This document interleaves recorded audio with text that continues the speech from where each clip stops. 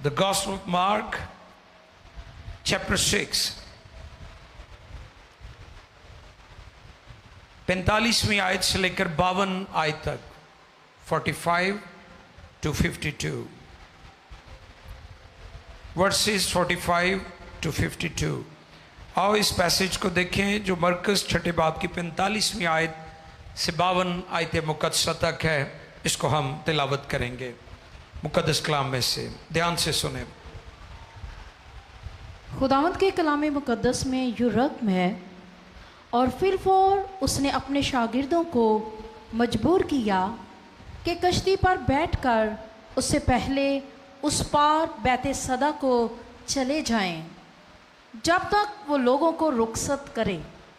और उनको रुखसत करके पहाड़ पर दुआ करने चला गया। और जब शाम हुई तो कश्ती झील के बीच में थी और वो अकेला खुशकी पर था। जब उसने देखा कि वो खेने से बहुत तंग हैं, खीने से बहुत तंग हैं जी, क्योंकि हवा उनके मुखालिफ थी, तो रात के पिछले पहर के करीब वो झील पर चलता हुआ उनके पास आया और उनसे आगे निकल जाना चाहता था। लेकिन उन्होंने उसे झील पर चलते देखकर ख्याल किया कि भूत है और चिल्ला उठे, क्योंकि सब उसे देखकर घबरा गए थे।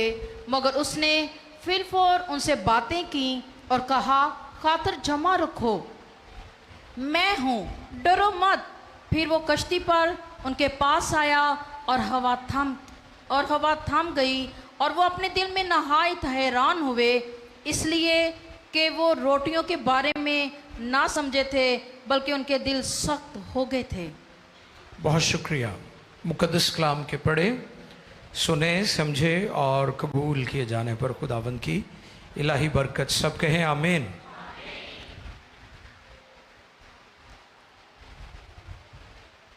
खुदा के वादे या मुश्किलात, जिंदगी की मुश्किलात और खुदा के वादे, ये आज का टॉपिक है। जिंदगी की मुश्किलात और खुदा के वादे। मैं हूं, उसका वादा है मैं हूं। इस पर हम आज सीखेंगे। कश्ती आगे जाने की बजाय पीछे जा रही है और वो खीने से तंग थे।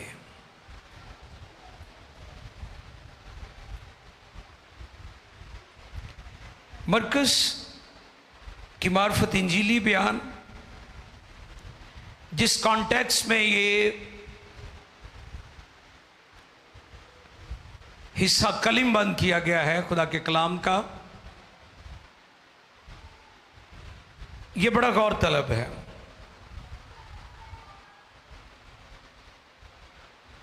मरकस की मार्फत जो इंजीली बयान है, इसमें यीशु मसीह का वो मौजज़ा जो उसने 5 रोटियों और 2 मछलियों पर किया और हजारों को खिलाया, वो इसी चैप्टर में है। और मैं यहां पर बताना चाहता हूं कि ये जो बड़ी भीड़ है, ये रोटी खाने यीशु के पीछे नहीं आए थे। ये दुखी और गमगीन थे, क्योंकि यूहन्ना बपतिस्मा देने वाले का इसी बाब में सर कलम किया गया है, उसका जिक्र मिलता है यहां पर। अब सारी भीड़ जो यूहन्ना को नबी मानती थी,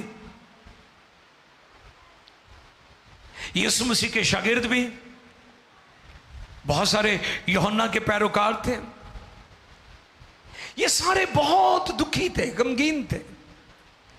ये रोटियों के लिए नहीं आए थे यहां पर, ये खाना खाने के लिए यीशु के पीछे नहीं थे। ये दर हकीकत गमगीन थे, दुखी थे, परेशान थे यूहन्ना की शहादत की वजह से। आप जानते हैं कि हेरोदियास की बेटी ने, उसने जो वहां पर डांस किया, और जब बादशाह खुश हुआ तो उसने कहा तू क्या चाहती है मैं तेरे लिए करूं? तो उसने कहा मुझे यूहन्ना बपतिस्मा देने वाले का सर चाहिए। लोग हमेशा सच्ची तालीम देने वालों की मुखालफत करते हैं। लोग हमेशा उन खादमों की मुखालफत करते और नापसंद करते हैं जो सच्चाई से खुदा की खिदमत करते हैं।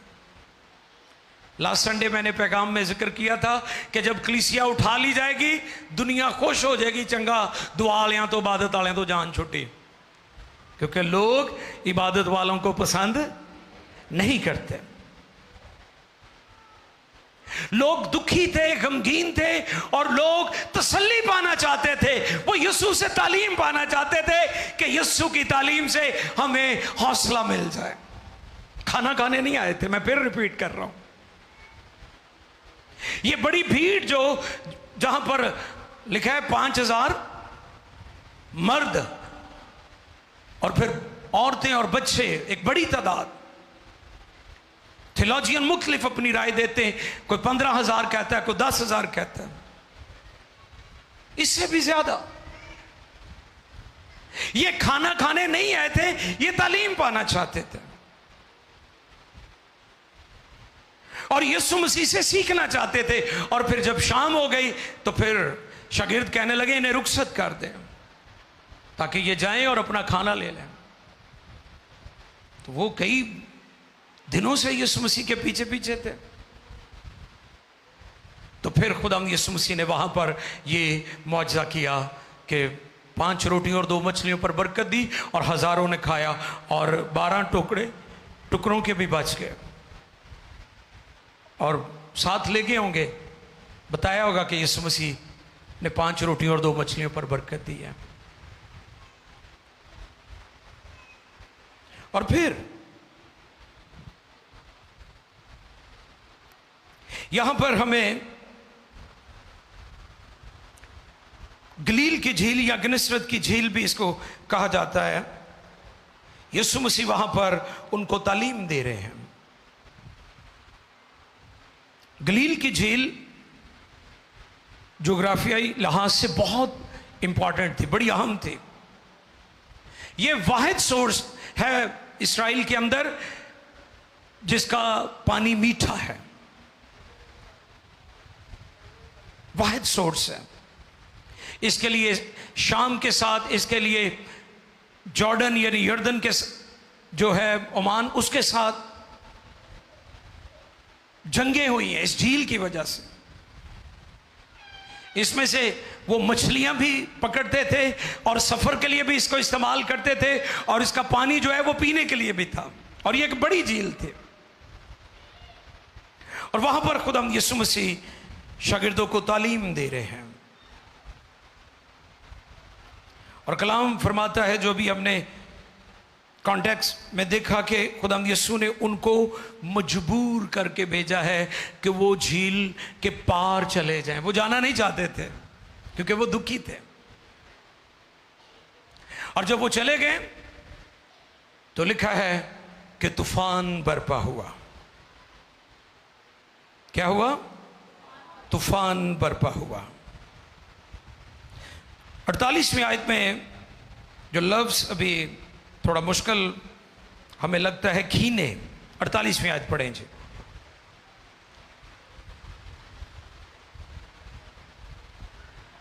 जब उसने देखा कि वो खीने से बहुत तंग है, वो खीने से बहुत तंग है क्योंकि हवा उनके मुखालिफ थी, तो रात के पिछले पहर के करीब वो झील पर चलता हुआ उनके पास आया और उनसे आगे निकल जाना चाहता था। लेकिन उन्होंने उसे झील पर चलते देखकर ख्याल किया कि भूत है और चला उठे। वो खीने से बहुत तंग थे। खीने, चप्पू, कश्ती में उस वक्त चूंकि इंजन नहीं होते थे, मोटरें नहीं होती थी, जैसे आजकल कश्तियों में मोटरें लगी हुई हैं, इंजन लगे हुए हैं, वैसे नहीं थी। चप्पुओं के साथ वो खीने से बहुत तंग थे, हवा मुखालिफ थी, कश्ती आगे जाने की बजाय पीछे जा रही थी। यही सूरत हाल आज बहुत सारे लोगों की जिंदगी में है कि उनकी कश्ती आगे जाने की बजाय पीछे जा रही है। और इसलिए मैंने इसको टाइटल दिया है जिंदगी की मुश्किलात और खुदा के वादे। उसके वादे हमें याद दिलाने की जरूरत नहीं कि हम उसको वादे याद दिलाएं, उसे अपने वादे और उसे अपना कलाम याद रहता है हमेशा। हालेलुया। वो खीने से तंग थे, वो मुज़ाहमत कर रहे थे, लेकिन कश्ती आगे जाने की बजाय पीछे जा रही थी। फिजिक्स की जुबान में से ग्रैगिंग बोलते हैं।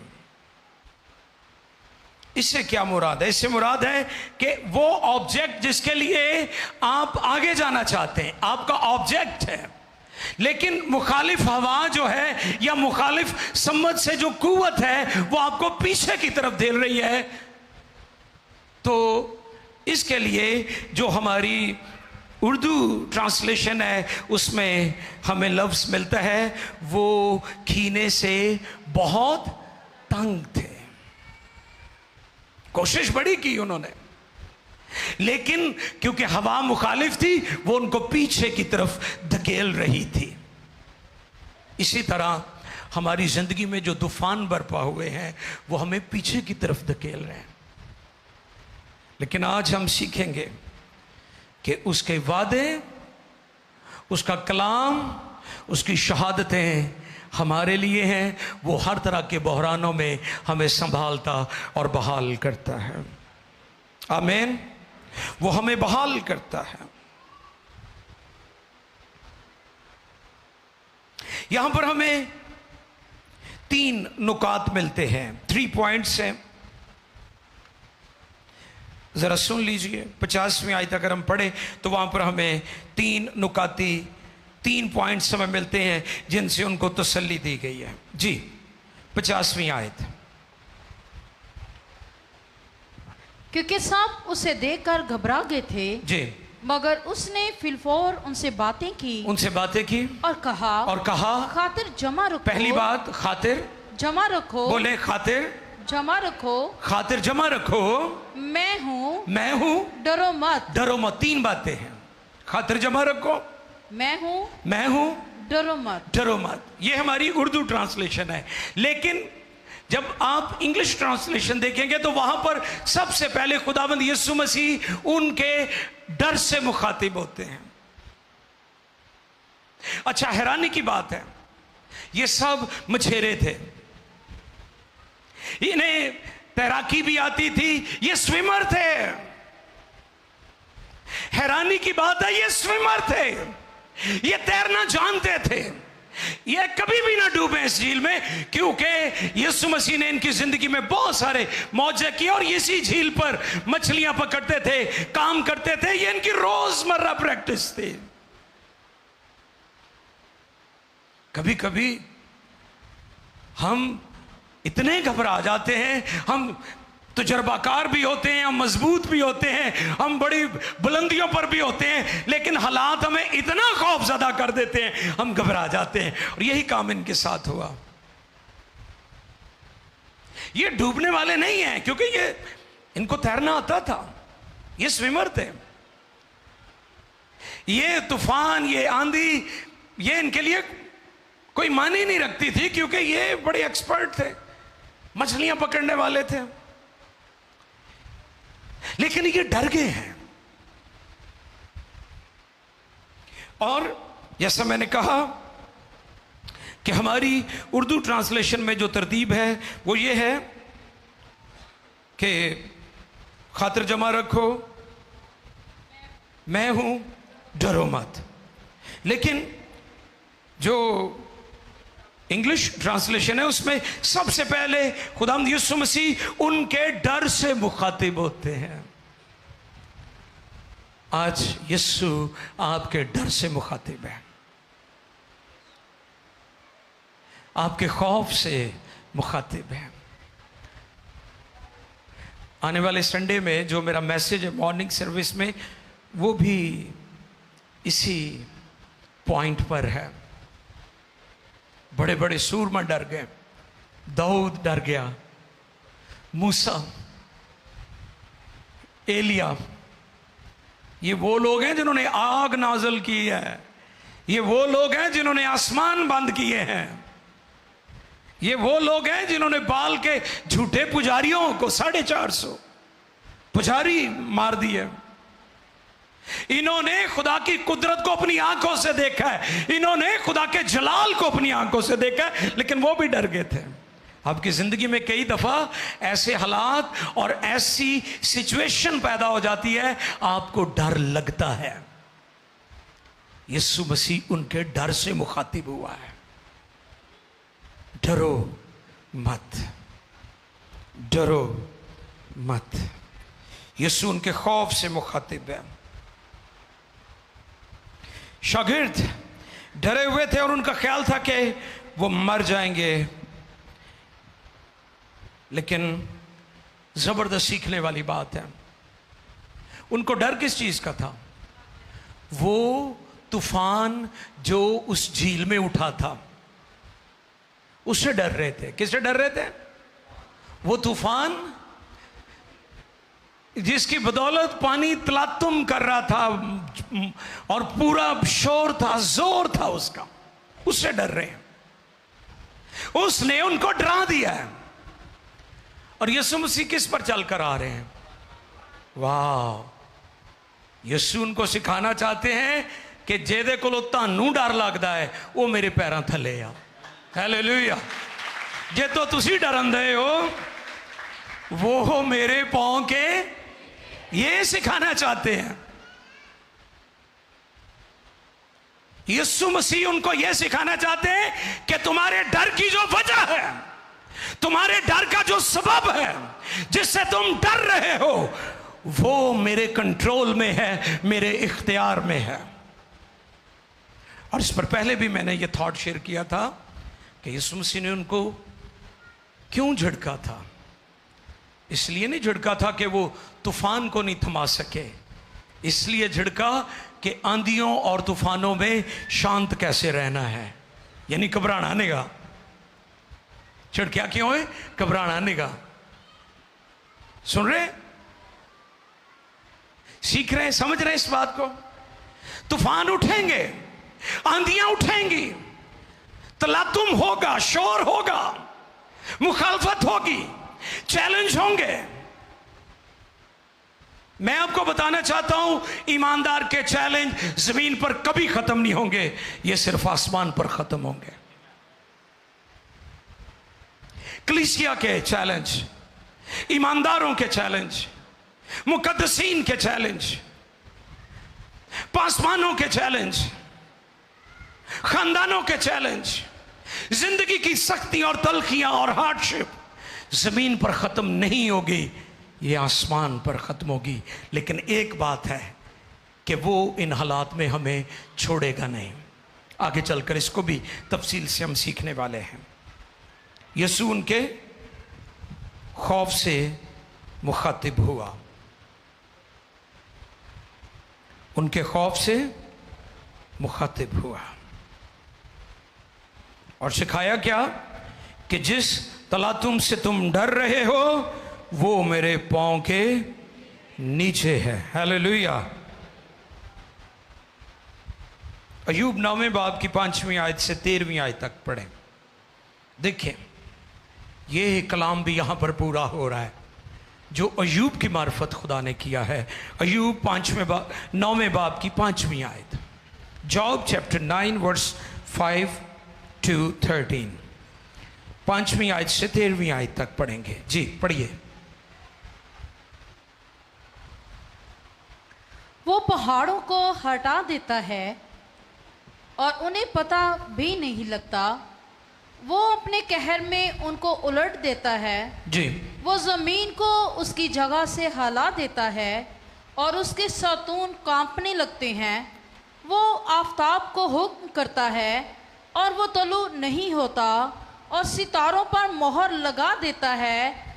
वो आसमानों को अकेला तान देता है Praise the Lord. और समुद्रों की लहरों पर चलता है। हालेलुया।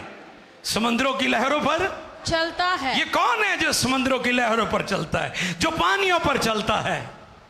ये मेरा यीशु है, ये मेरा यीशु है, कोई और नहीं है, सिर्फ यीशु है। वो समुद्रों की लहरों पर चलता है। आगे, उसने बनाते अल-नफ्श और जबार और सरैया और जनूब के बुर्जों को बनाया। अच्छा जी, ऐ जरा थोड़े जो मुश्किल अल्फाज ने, लेकिन इन्होंने पढ़ लेने। उसने बनात बतालुनश और जबार, बतालुनाश, बतालुनाश और जबार और उसने- सुरैया।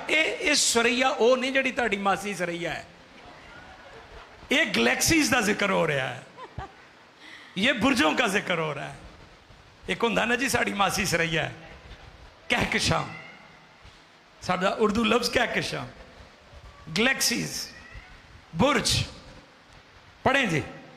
सुरैया, उसने बनाते अल-नश हाँ जी, और जबार और सरैया और जनूब के बुर्जों को बनाया। वाह वो बड़े बड़े काम वो जो बड़े-बड़े दरिया काम नहीं हो सकते जी, और बेशुमार अजाइब करता है। बेशुमार अजाइब करता है। देखो वो मेरे पास से गुजरता है देखो वो मेरे पास से गुजरता है पर मुझे दिखाई नहीं देता, और मुझे दिखाई नहीं देता। नहीं देता। वो आगे भी बढ़ जाता है, वो आगे भी बढ़ जाता भी है, बढ़ जाता है, पर मैं उसे नहीं देखता। पर मैं उसे नहीं देखता। देखो देखो वो शिकार पकड़ता है, वो शिकार पकड़ता है, कौन उसे रोक सकता है? कौन उसे रोक सकता है? बहुत कौन शुक्रिया। उसे कहेगा? 13 तक हो गया मुकम्मल? नहीं, अभी नहीं। अच्छा चले प्लीज कंप्लीट। कौन उसे कहेगा जी। कि तू क्या करता है? खुदा अपने गजब को नहीं हटाएगा।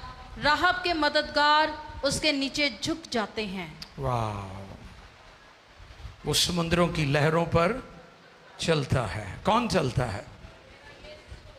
ये कलाम यहां पर पूरा हुआ है। अय्यूब की नबूवत, प्रोफेसी, जो कुछ वो अपने खुदा के बारे में तसव्वुर खुदा बयान कर रहा है, वो कलाम यहां पर पूरा हुआ है।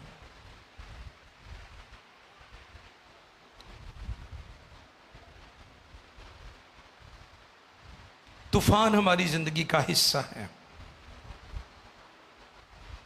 फिर सुने, तूफान हमारी जिंदगी का,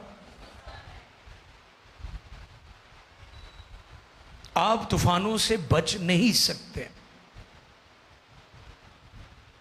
आप कहना मैं तूफानों से बच जाऊं, आप नहीं बच सकते, क्योंकि ये हमारी क्रिश्चियन लाइफ का हिस्सा है। एक तूफान, फिर दूसरा, फिर तीसरा, लेकिन वो हमारे साथ साथ है। हालेलुया। वो हमें छोड़ता नहीं है, वो हमसे दस्तबरदार नहीं होता।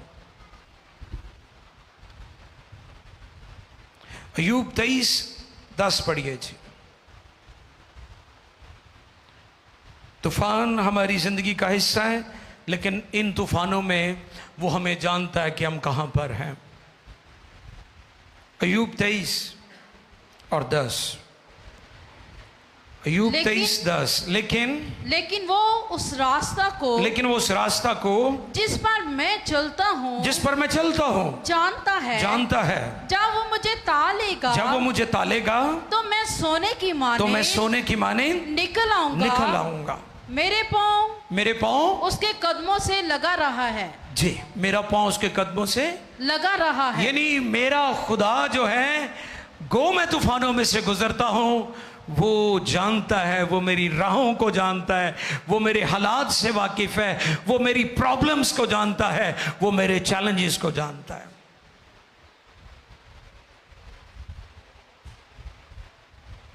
तूफान हमारी जिंदगी का हिस्सा है, मगर आर्जी हैं। अगली बात, तूफान हमारी जिंदगी का हिस्सा है, मगर आर्जी हैं। वक्त कभी भी एक जैसा नहीं रहता। जैसे शागिर्द तूफान के सबब से, किससे तंग से? कीने से तंग थे। वो तंग आ चुके थे, चप्पू चला चला कर हिम्मत ही छट बैठे और खौफजदा हो गए।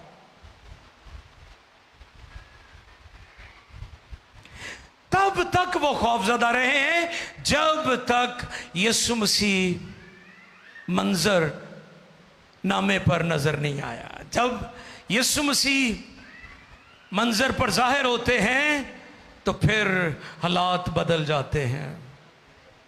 ऐसे ही होता है कि ਜਦੋਂ तक यीशु मसीह नहीं सी साड़ी जिंदगी च, तूफान सानू डरांदे सन, सानू खौफजदा करते सन, असी रोने सा, असी चलाने सा, लेकिन ਜਦੋਂ ਦਾ यीशु ਨੂੰ कबूल किया है तो सूरत हाल ही बदल गई है।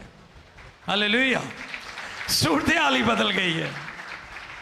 जब तक यीशु मसीह मंजर पर नहीं आए तब तक वो खौफजदा थे, लेकिन जब यीशु मसीह मंजर पर आ गए तो फिर सूरत हाल बदल गई। बस ये दुआ करया करो कि यीशु मसीह हमेशा मेरे नाल रहे।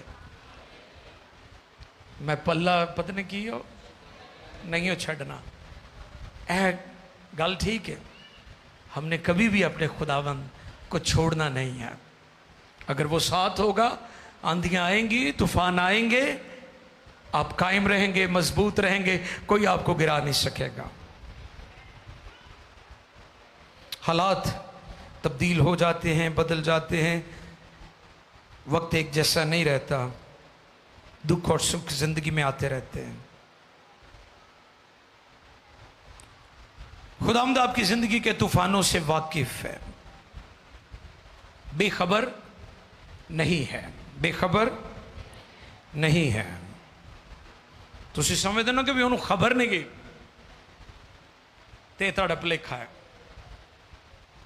आगे चलकर जो आज की बिदती किस्म के वो जो गाने हैं, जो फिल्मों के गानों पर जो आजकल मैंने देखा लोग टिकटॉक बना रहे हैं, इवन के कई गीतों में भी बिदती अल्फाज हैं। पिछले दिनों मैं एक गीत सुन रहा था, उसमें माँ को कह रहा था कि माँ तेरा दीदार मेरी इबादत है। दसो तुझे, माँ के लिए हम खुदा का शुक्र करते हैं, माँ की मुकद्दस अजीम हस्ती और अजीम रिश्ते के लिए हम शुक्र करते हैं, लेकिन याद रखें खुदा की जगह कोई चीज़ नहीं ले सकते। लिखा तेरे माँ बाप तो तुझे छोड़ सकते हैं, लेकिन मैं तुझसे कभी दस्तबरदार नहीं होऊंगा। बिदती शायरी वो गीतों की हो या गानों की हो, आगे चलकर इसको भी हम सीखेंगे। खुदावंद आपकी जिंदगी के तूफानों से वाकिफ है और यीशु मसीह वहां पर मंजरनामे पर हमें आते हैं नजर, और यीशु मसीह मुखातिब होते हैं, पहले उनके डर से, फिर उनके ईमान से, और फिर आखिरी बात वो कहते हैं मैं हूं, मैं हूं। ये अल्फाज मामूली नहीं है, ये कोड वर्ड है। कोड समझते हैं ना, आप अपने मोबाइल को लगाते हैं, आप अपने लैपटॉप को लगाते हैं, आप अपने टैबलेट को लगाते हैं। कई लोगों ने पैटर्न लगाया होता है, कई लोगों ने फेस या थंब इम्प्रेशन जो है वो लगाए होते हैं, फिंगरप्रिंट के साथ वो उसको खोल लेते हैं। कोड, ये अल्फाज कोड है। कोड क्या है कि वही खुदा जिसके बारे में लिखा है, मूसा ने कहा कि मैं जाऊंगा और वो मुझसे पूछेंगे कि किसने तुझे भेजा है, किसके नाम से तू कलाम करता है। तो खुदा ने क्या कहा था उसे, मैं जो हूं सो हूं। तो यहां पर वो क्या कह रहा है, पहले वो उनके खौफ से मुखातिब होता है, फिर वो कहता है खातिर जमा रखो। उनके ईमान से मुखातिब होता है, फिर वो कहता है मैं हूं तेरे साथ, तेरी मुश्किलात में मैं तेरे साथ हूं, जिंदगी के तूफानों में, बीमारियों में, रिजेक्शन में, महरूमियों में, उदासियों में, जब सब तुझे छोड़ गए हैं मैं हूं। जब कोई तेरी मदद नहीं करेगा मैं हूं। ये कोड वर्ड है, ये शनाख्त है उसकी।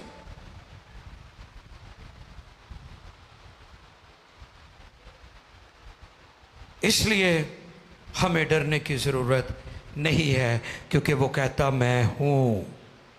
हालेलुया, मैं हूं।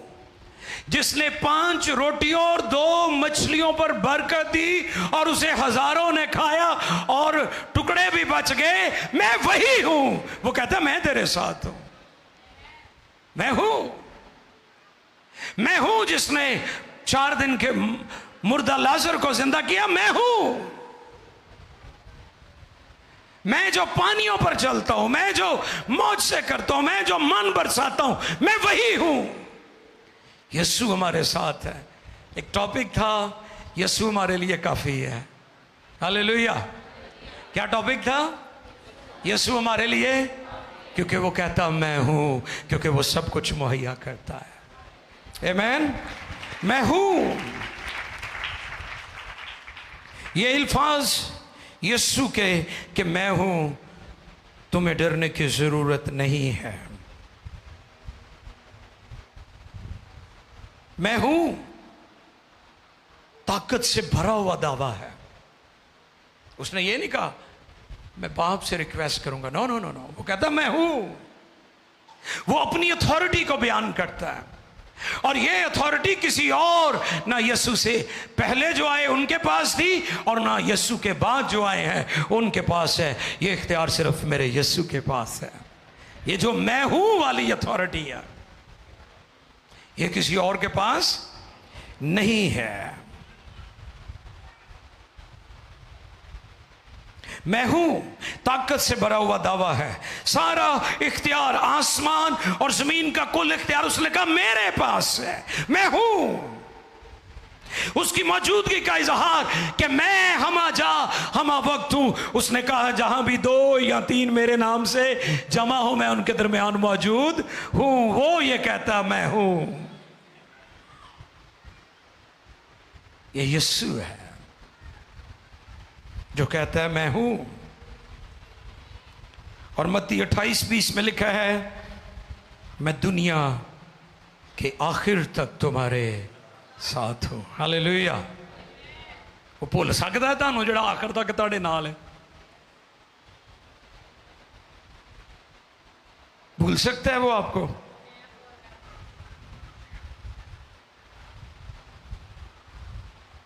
यीशु कहते मैं हूं से मुराद मैं तुमको देख रहा हूं।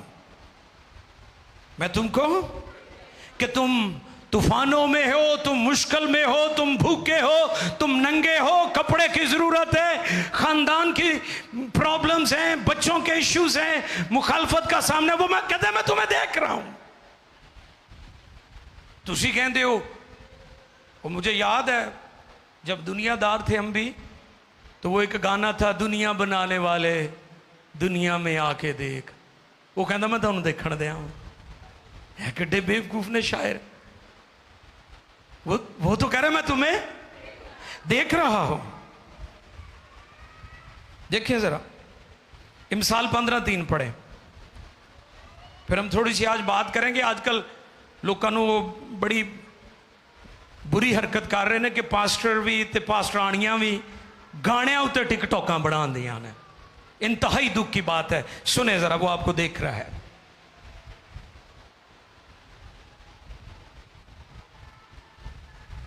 इमसाल 15:3। खुदावंत की आंखें, खुदावंत की आंखें हर जगह हैं, हर जगह है, और नेकों और बदों की, और नेकों और बदों की निगरान है। निगरान है।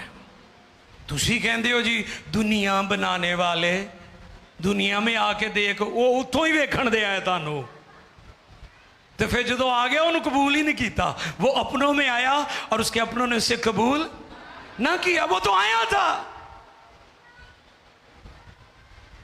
शायर मशरक हजरत अलामा भी कहते हैं कि तू नजर क्यों नहीं आता।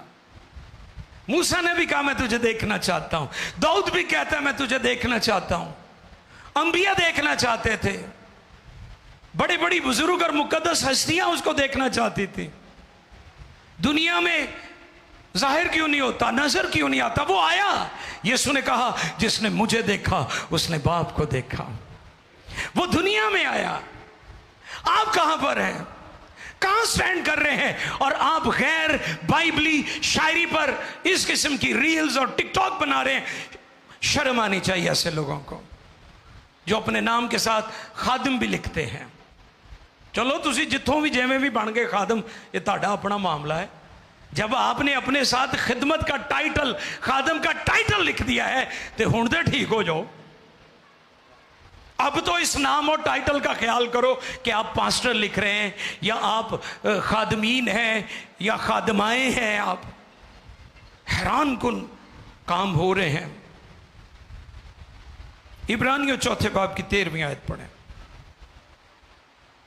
इब्रानियों चौथे बाब की 13वीं आयत जी।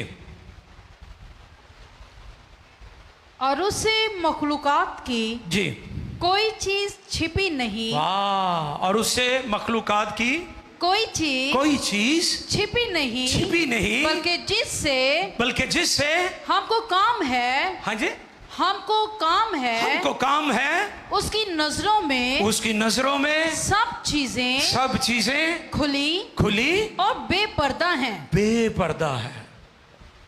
तुसी दुनिया तो ते पर्दियां च काम कर लोगे, लेकिन ओदे तो सारी दुनिया बेपर्दा है। ऐ वे साडा खुदा जड़ा गहराइयां नूं भी जानदा है, जड़ा भेतां नूं भी जानदा है, ते जेड़े काम तुसी पर्दियां च करदे हो, लिखिया है ओदे लिए हर शय बेपर्दा है। उसकी आंखें आपको ढूंढ लेती हैं। उसकी आंखें यूसुफ को जेलों में से ढूंढ लेती हैं। उसकी आंखें नूह को बेदीन और नापाक दुनिया में ढूंढ लेती हैं। जहां जहां रासबाज होते हैं, रासबाज खुदा की नजर में होते हैं। वो झीलों में हो, वो तूफानों में हो, वो जेलों में हो, वो मुश्किलात में हो, वो जिंदगी की तलखियों और डिफिकल्ट टाइम से गुजर रहे हो, हार्डशिप का सामना हो, मैं आपको पैगाम देता हूं, उसकी आंखें आपको ढूंढ लेती हैं। क्योंकि कोई चीज उसकी आंख से बेपर्दा हो, हर चीज को वो देखता है। मैं फिर इस बात को नसीहतन कहना चाहता हूं। अगर आपने अपने साथ पास्टर लिखा है, आप कहते हैं मैं खुदा का खादिम हूं, मैं परस्तार हूं, मैं म्यूजिशियन हूं, मैं एल्डर हूं, मैं डीकन हूं, तो प्लीज गैर बाइबली शायरी, गानों पर या बिदती अल्फाज या नफरती अल्फाज पर किसी तरह का कोई कंटेंट ना बनाएं, बल्कि दुनिया में इंजील का प्रचार करें। दुनिया को गॉस्पल सुनाएं, दुनिया को इंजील सुनाएं, दुनिया को बताएं हम मुनफरिद हैं, हम यूनिक हैं, हम दुनिया जैसे नहीं हैं, दुनिया का रंग हमारे ऊपर नहीं है। अगर मीडिया पर आज़ादी है तो इसका हरगिज मतलब नहीं जो मर्जी करते फिरो तुझे। खुदा का कलाम मोतबर है। खुदा के कलाम की अजमत हमेशा बरकरार और कायम रहती है। 3 बातें आज गौर तलब थी जिन पर हमने कुछ वक्त के लिए गौर किया।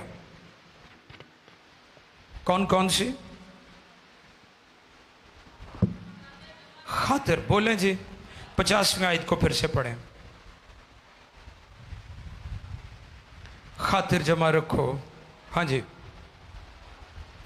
50वीं आयत को। क्योंकि सब उसे देखकर हाँ जी, घबरा गए थे। हाँ जी। मगर उसने फिर उनसे बातें की फिर उनसे बातें की और कहा खातिर जमा रखो, खातिर जमा रखो, मैं हूँ, डरो मत। उसने उनसे बातें की और क्या कहा? खातिर जमा रखो, ईमान से मुखातिब हुआ। आगे मैं हूं, अपनी अथॉरिटी का बताया है कि आसमान और जमीन का कुल इख्तियार मेरे पास है, और जो तलातुम, जो पानी का शोर तुम्हें डरा रहा है, जो तुम्हारे डर की वजह है, वो मेरे पांव के नीचे है। हालेलुया। इसलिए पानी पर चला था कि उन्होंने दसे कि जिद तो डरन दे हो, वो तो मेरे पैरों थले आ, वो तो मेरे इख्तियार में है।